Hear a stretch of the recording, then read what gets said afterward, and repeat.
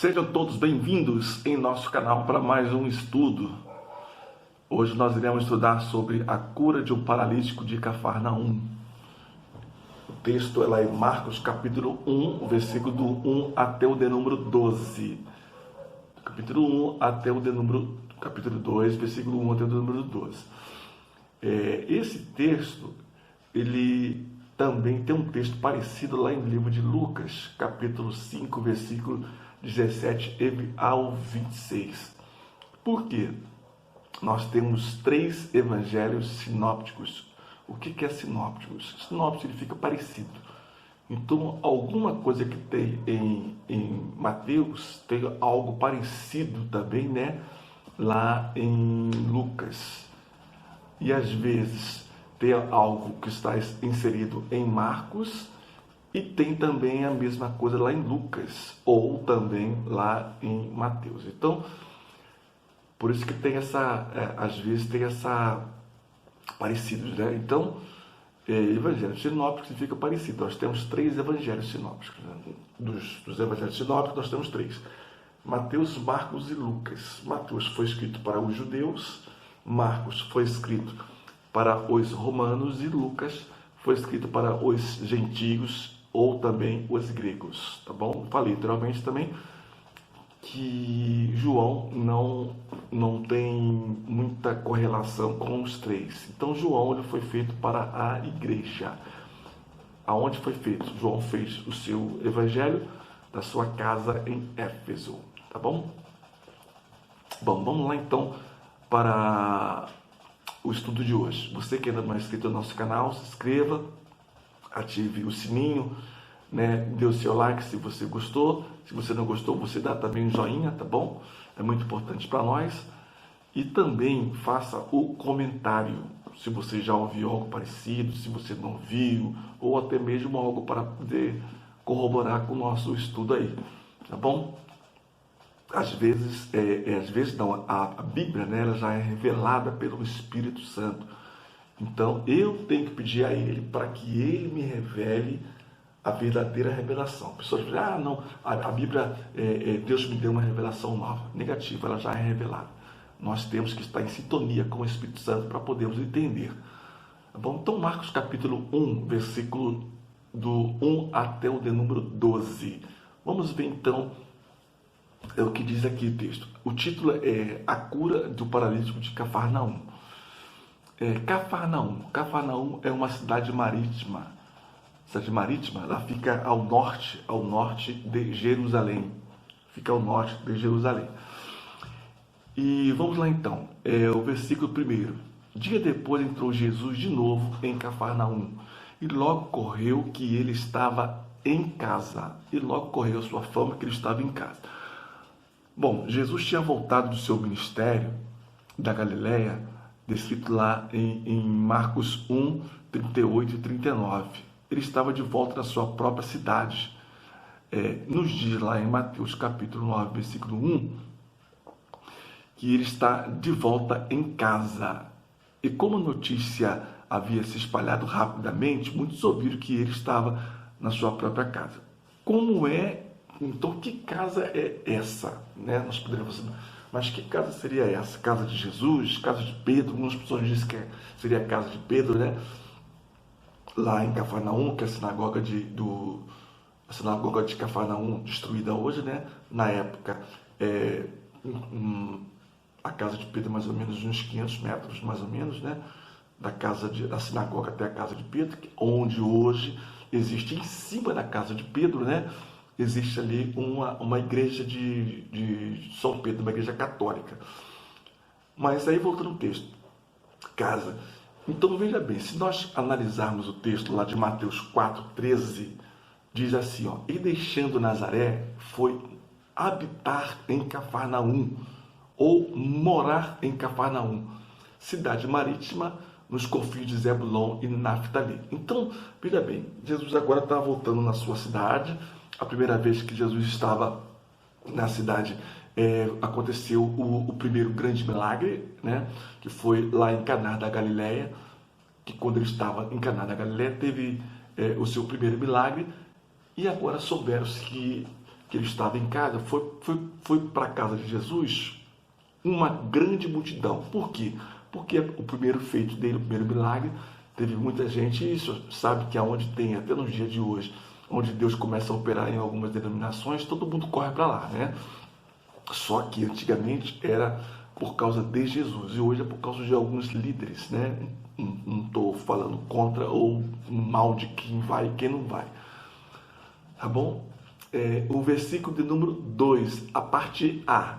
Muitos afluíram para ali, tantos que nem mesmo junto à porta eles achavam lugar. Bom, aí nós temos aqui um tipo de situação bem interessante. Então a casa de Jesus, ela não tinha quintal, ela tinha a janela, a porta, que já dava diretamente para a rua. Você vê muito isso aqui no Brasil, nas casas do interior, né? Aquelas casas do interior, geralmente eles não têm quintal. A porta, né, já dá diretamente para a rua. Então não tem como entrarem mais. Entrar ninguém, né? Não tem como entrar ninguém. Haja vista que a casa ela tinha diretamente a porta diretamente para a rua. Aí, o versículo de número 2, a parte B. E anunciava-lhes a palavra. Que palavra é essa? A palavra de Deus. Então, o ministério de Jesus foi uma coisa muito bacana. Jesus tinha uma didática fantástica, né? Às vezes, ele botava um barquinho lá bem afastado da praia, e da praia mesmo ele pregava a sua palavra. E todo mundo ficava, todo mundo na praia, né? Na areia da praia, todo mundo ficava ali quietinho, ninguém falava nada. E ele não gritava, não tinha megafone, não tinha microfone, não tinha nada. Então, somente com a sua voz o povo sentava e escutava, né? E ele usava ali, então, usava a acústica dos morros, né? Tinha um morro assim, ele usava aquela acústica e falava de uma maneira bem clara, que todo mundo conseguia entender. Então, o ministério de Jesus é o seguinte: ele chama, ele prepara e depois envia. Então, o ministério de Jesus é esse: chama, nos prepara e depois nos envia para que nós possamos pregar a palavra. Então, aqui nos textos diz que anunciava-lhe a palavra, característica do seu ministério. Versículo de número 3. Vamos ver aqui, versículo de número 3. Alguns foram ter com ele, conduzido um paralítico, levado por 4 homens. Bom, aqui nós vemos que, quando souberam que Jesus, com certeza, fez outros milagres, né?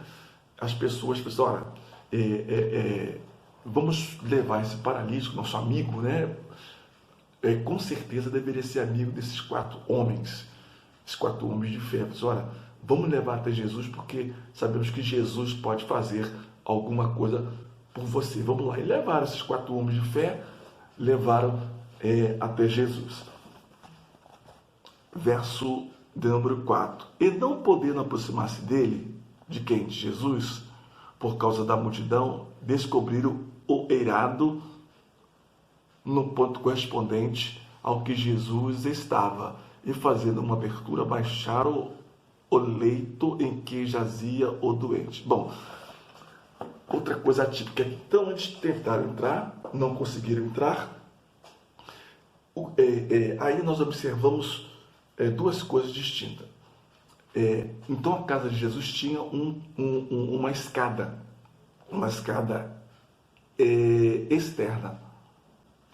externa, porque esses 4 homens levaram o paralítico, e quando levaram o paralítico, aí descobriram o telhado. Como é que descobriram o telhado, né?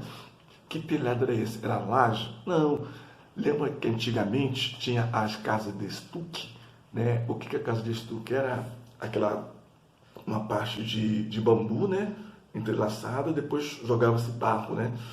Então, as casas da época era assim. Então, era muito fácil. Subir, então, um telhado, e mais ou menos do local onde Jesus estava, eles foram abrir um buraco pelo telhado, bem próximo ali aonde Jesus se encontrava.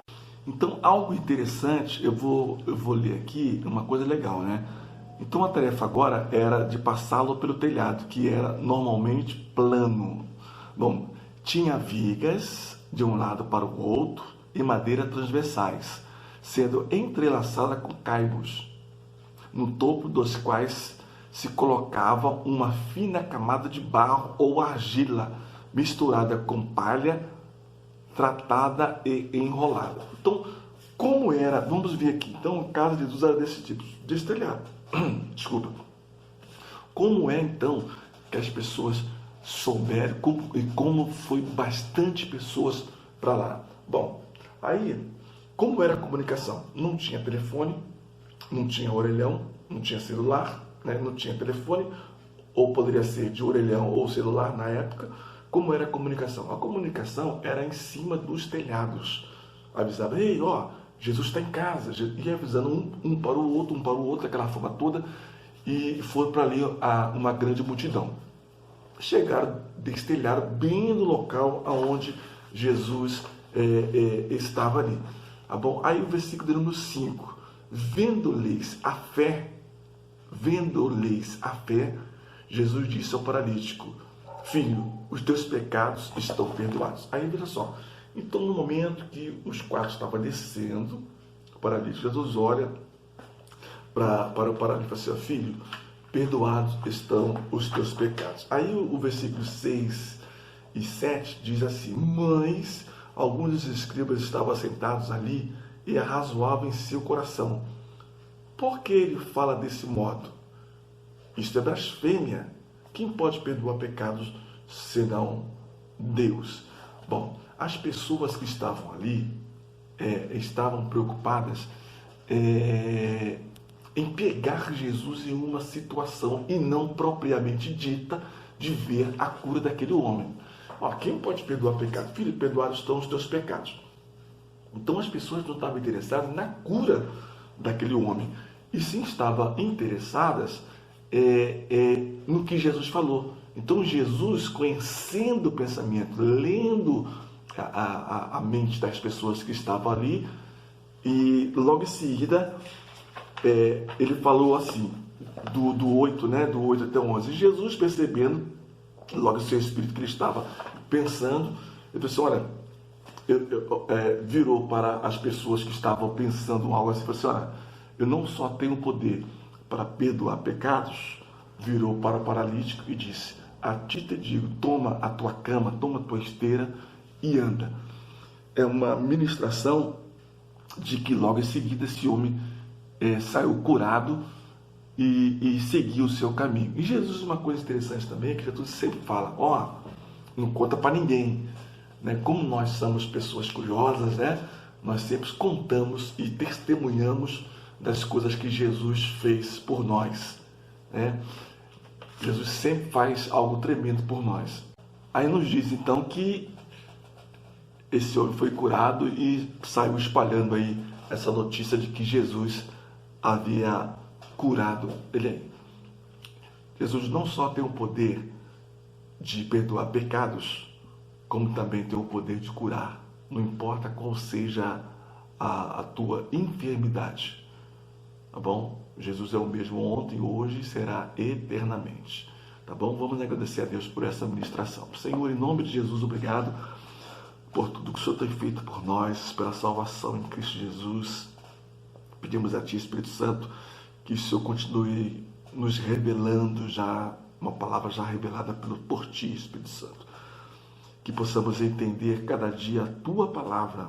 Abençoa essa pessoa que está ouvindo, essa pessoa que está vendo essa ministração. Continua nos abençoando, nós repreendemos toda a retaliação.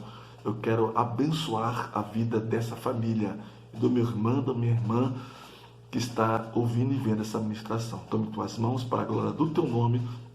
Nós te agradecemos em nome de Jesus. Amém. Amém. Muito obrigado pelo seu carinho até agora. Espero o seu like, seu comentário e compartilhe também com outras pessoas, né, que vai ser muito bom para abençoar outras pessoas. Deus em Cristo continue nos abençoando e até o próximo vídeo, se Deus quiser. Deus abençoe.